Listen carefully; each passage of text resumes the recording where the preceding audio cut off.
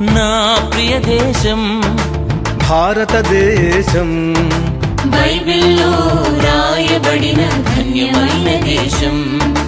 నా ప్రియ దేశం భారతదేశం, బైబిల్లో రాయబడిన ధన్యమైన దేశం.